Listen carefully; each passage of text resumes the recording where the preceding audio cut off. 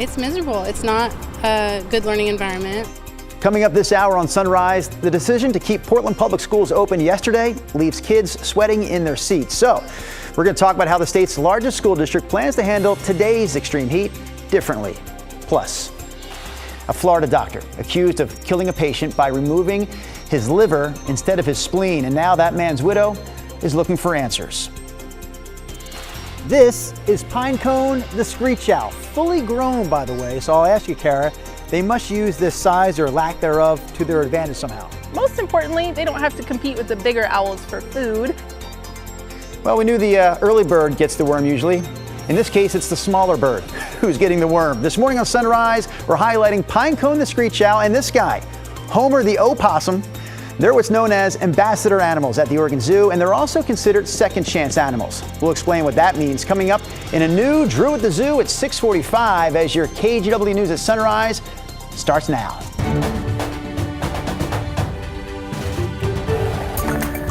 It's a Friday edition of the show. 6 o'clock hour is what we're kicking off here, and we are without a China Green. We're without a Rodney Hill, but we do have a couple of key players ready to jump in. Ashley Grams will handle traffic in a moment, but Chris, big story today, more heat. One more day of excessive heat, and then we'll start to dial back that heat as we go into the weekend. So let's get right to it. Of course, another KGW weather impact alert day. The heat, major heat risk again today with high temperatures 95 to 100, and best way to get around it, obviously, to reduce activity. And if you are working outside during the heat of the day, obviously do what you can to stay hydrated to avoid heat illness. All right, a pretty looking and a somewhat colorful sunrise out there in the offing, a little hazy as well. It's 65. Last check at PDX. The plan for today has temperatures nearing 90 degrees by lunchtime, if not just after. And I've got Portland topping out at 98 degrees, so another very hot day today. Again, we dial back the heat significantly tomorrow and even more so on Sunday. We'll look at that coming up in a couple of minutes. First, a traffic alert with Ashley Grams.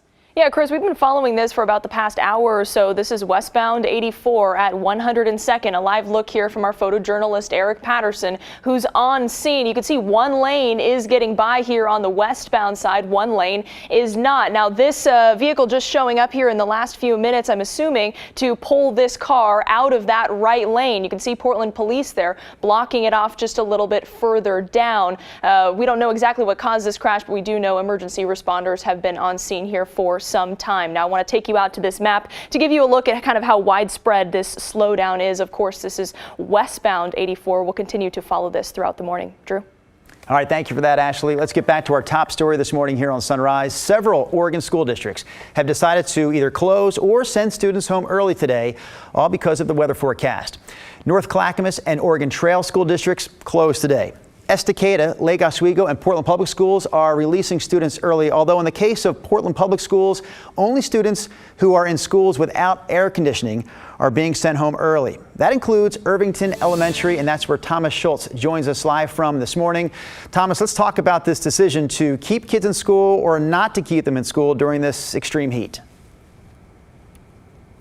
Yeah, Drew, I mean, it all boils down to what that school has. Now, 66 of Portland Public's 81 schools don't have AC. So a lot of those kids are going to be sent home a little bit early today, 3 hours earlier than usual. And this is a decision that comes after teachers and parents and kids, too, complained of high temperatures throughout the school day on Thursday. They say that led to unsafe conditions for kids. Portland Public confirmed several students went to the school nurse with heat-related illness symptoms. Photos by Ockley Green teacher Becca Hallbig shows that by 11:30 yesterday, temperatures hit 85 degrees in upstairs classrooms. 3 hours later, Hallbig's first floor class topped 90 degrees too, and that created conditions teachers deemed unsafe. At that point, you just see kids just dripping sweat at their seats. It's not safe.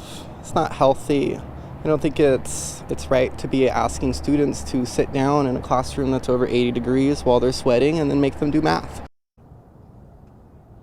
And once again, those students in non-air conditioned buildings like this one here, Irvington Elementary in Northeast Portland, they'll be released 3 hours early today. Now, childcare and after-school activities in those buildings that once again do not have AC are also canceled today throughout Portland Public Schools. Drew?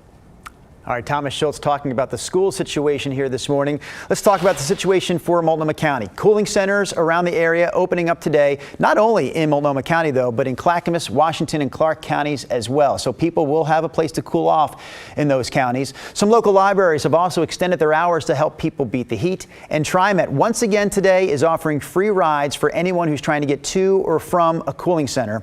All you have to do is let the bus driver or train operator know when you get on board. In other headlines this morning, the man accused of killing a Vancouver mother and her 7-year-old daughter is now pleading guilty to both of their murders. It's a case we've been following for over a year now. KGW's Alma McCarty brings us the latest, although we also want to warn viewers about the disturbing nature of the details here that are also critical to this case.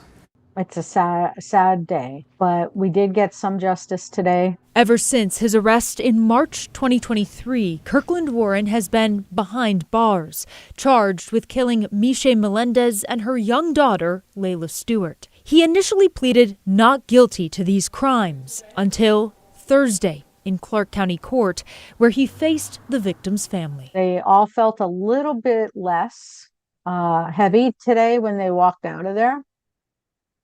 But now we just need to make sure that the justice system holds him accountable. Michelle Bart, with the National Women's Coalition Against Violence and Exploitation, represents Miche's mother, Layla's grandmother. She says sitting through a multi-week trial with dozens of witnesses, forensics, and evidence would have been extremely difficult. You always try to find a way to get the justice that, in this case, the girls needed, without re-traumatizing an already very traumatized family.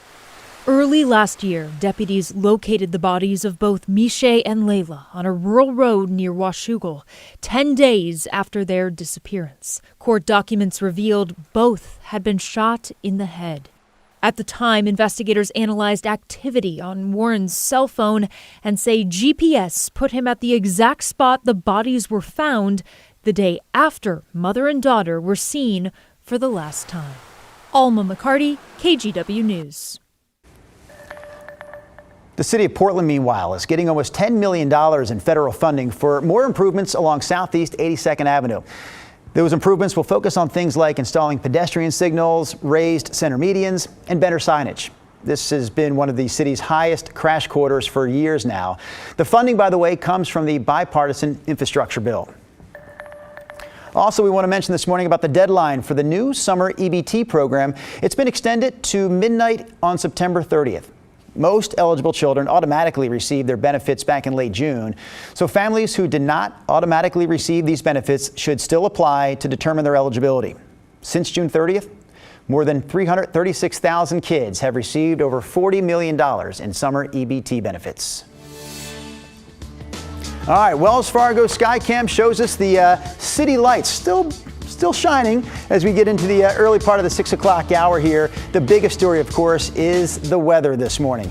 Yesterday, Chris, we topped 100 degrees for just the third time in Portland history in the month of September, and we're going to get at least close to that again today. Yeah, maybe not to 100, but that's splitting hairs. Still excessive hot weather, excessive heat advisories in effect for the Willamette Valley, and heat advisories for the Coast Range and the Cascades as well. In addition to that, we have an air quality advisory for the Willamette Valley today because of higher levels of ozone. And right now, the DEQ sensors across the region reflecting that with moderate air quality in all of these yellow dot locations showing up along the I-5 corridor. Also, orange dots indicating potentially unhealthy air for portions of Deschutes and Crook County. That attributed to wildfire smoke. We've seen some high hazy smoke here in the Willamette Valley, but closer to where those wildfires are burning, eastern Lane County and specifically Deschutes and Crook County. Obviously, the smoke much more of an issue as it is lower and closer to the ground. All right, so the September heat continues here, the major heat risk and the need here to obviously reduce activity. And if you do have to work outside during the heat of the day, just do what you can, take frequent breaks and stay hydrated as well. 65, last check at PDX. Meanwhile, at Lincoln City, we've got some fog at the coast. So the coast will be the place to be to escape the heat today. Yesterday was 89 in Astoria. This afternoon, probably 72 before we start to dial back the heat along the Oregon coast. Meanwhile, inland locations continue to sizzle. PDX 98, close to 100 degrees. Some folks in and around the metro area may hit 100. Most folks may not, but again, that's splitting hairs. Another really, really hot day today, and even hotter as you go out into the Columbia River Gorge. Here's our 7-day forecast. We dial back the heat tomorrow, only 90 or maybe not even 90 tomorrow, depending on how thick the cloud cover is. And then into the mid-80s on Sunday. That will feel great. There's a shower chance as we get into the middle of next week, and we'll all look forward to that. Obviously, temperatures also cooling back to seasonal normals for early September. That'll feel great. But again, Drew, one more scorcher of a day to get through today before things improve.